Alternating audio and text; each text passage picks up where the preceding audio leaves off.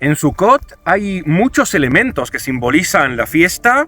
Uno de ellos, el más conocido, es el simbolismo de las 4 especies de Sukkot. Tenemos por un lado el etrog, que es una sidra, la palmera o la hoja de palma, que es el llamado lulav. También tenemos hojas de mirto, hadas, y hojas de sauce, arabá. Y para cumplir la mitzvah de forma que sea cómoda, estos 4 elementos hay que tenerlos juntos. Pero por un lado tenemos el etrog y por otro lado tenemos las 3 ramas sostenidas por este instrumento hecho con hojas de palmera secas que se llama en yiddish koshiklak o koishelak, y así de hecho se sostienen durante los 7 días. El etrog por un lado y las ramas por el otro, y a la hora de hacer la mitzvah se juntan de esta manera.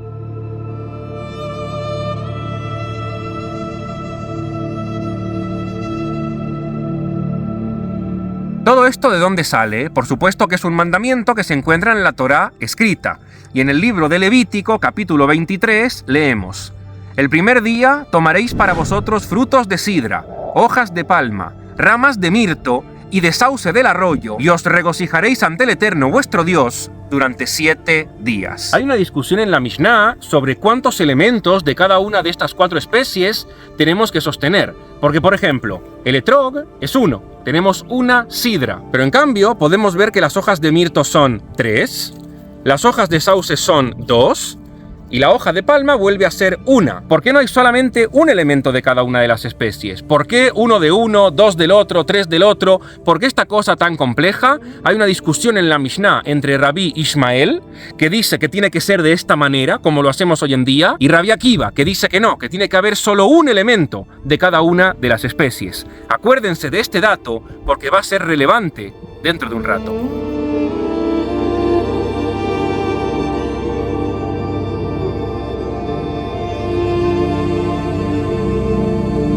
Cada uno de estos elementos de las 4 especies tiene un simbolismo diferente. Por ejemplo, el etrog, la sidra, tiene olor y también tiene sabor. Esto representa a la gente que estudia la Torá y también realiza buenas acciones. En cambio, tenemos la hoja de palma, que tiene sabor, porque viene de la palmera, pero en cambio no tiene olor. Esto representa a la gente que estudia la Torá, pero en cambio no realiza buenas acciones. Por otro lado tenemos las hojas de mirto, que tienen olor, pero en cambio no tienen sabor. Esto representa a la gente que no estudia la Torá, pero en cambio realiza buenas acciones. Y por último, tenemos las hojas de sauce, que ni tienen sabor ni tienen olor, representan a la 4ª categoría de gente que ni estudia la Torá, ni realiza buenas acciones. Esto representa a las 4 categorías que podemos encontrar en el pueblo de Israel, o incluso si lo queremos llevar al lado un poco más universal, porque Sukkot es una fiesta que representa también el lado universal de la Torá, las 4 categorías de personas que integran la humanidad. Gente que estudia y cumple, gente que estudia y no cumple, gente que no estudia pero cumple, y gente que ni estudia ni cumple. Pero como Sukkot es una fiesta que enfatiza la unidad, a la hora de la oración se colocan las 4 especies juntas. ¿Por qué? Porque no importa cuál sea la categoría a la que cada uno pertenece, somos todos parte de un mismo colectivo. Estas 4 especies de Sukkot requieren cierta logística para que en vísperas de la fiesta de Sukkot la gente las pueda adquirir. Y esta logística se complica mucho más en épocas de guerra.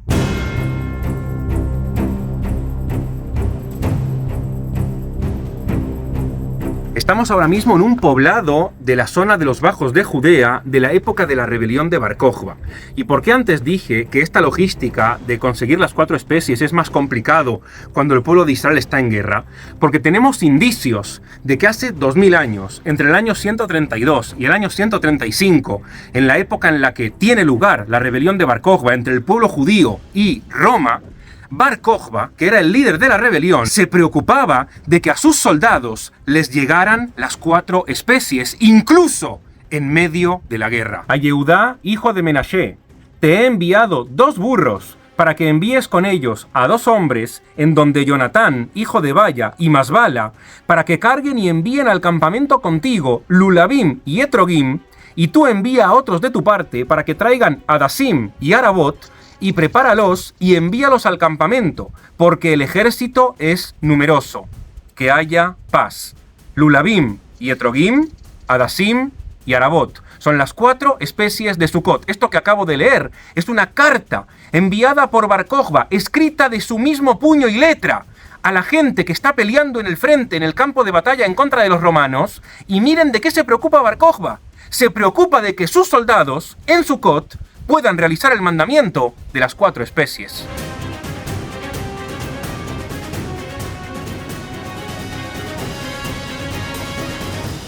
Durante la rebelión de Bar Kokhba, uno de los sabios que más apoya la rebelión, uno de los rabinos que autoriza que sus alumnos incluso se conviertan en soldados de Bar Kokhba en contra de los romanos, es Rabí Akiva, hasta tal punto que incluso va a llegar a reconocer la posibilidad de que Bar Kokhba sea el Mesías esperado de Israel. Rabí Akiva, que es la autoridad religiosa, reconoce a Bar Kokhba, que es la autoridad política, pero también Bar Kokhba reconoce la autoridad religiosa de Rabí Akiva, y esto lo sabemos gracias a un increíble hallazgo arqueológico. Miren cómo mis hojas de sauce están empezando ya a estropearse un poquito.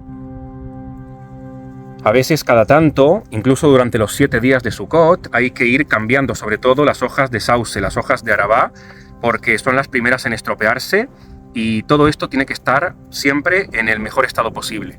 El hallazgo arqueológico es este. Edición Haz tu magia.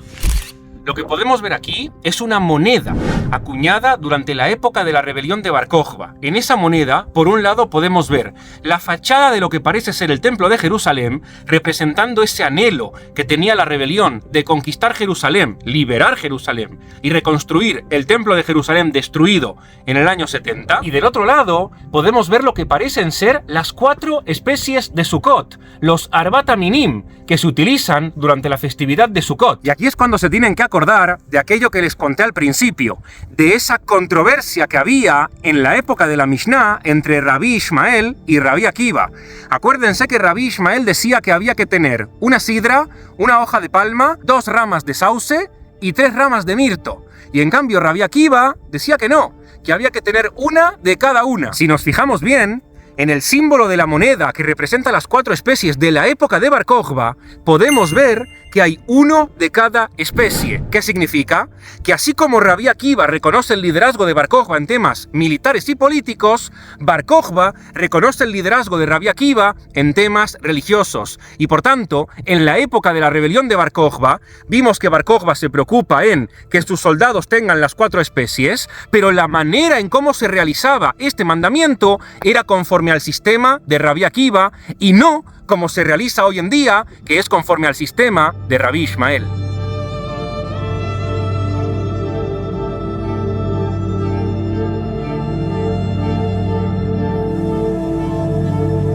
La festividad de Sukkot tiene otros simbolismos. De hecho, en la época del Segundo Templo había una tradición que consistía en que cada día de los 7 días de Sukkot los sacerdotes bajaban desde el monte del templo, donde estaba el templo, al estanque de Siloé, que se encontraba en la parte más baja de la ciudad de David, agarraban de ahí agua y luego la vertían sobre el altar del templo. Esta ofrenda simbólica de agua venía a simbolizar que del mismo modo en que nosotros damos agua, esperamos también recibir agua. Uno da lo que quiere recibir, porque en Sukkot termina el verano. De hecho, el motivo por el cual es una de las fiestas más alegres es porque en la época del Segundo Templo, o en la época en la que el templo estaba en pie, en Sukkot se terminaba la cosecha y todos los almacenes estaban llenos de comida para esperar que llegue el invierno.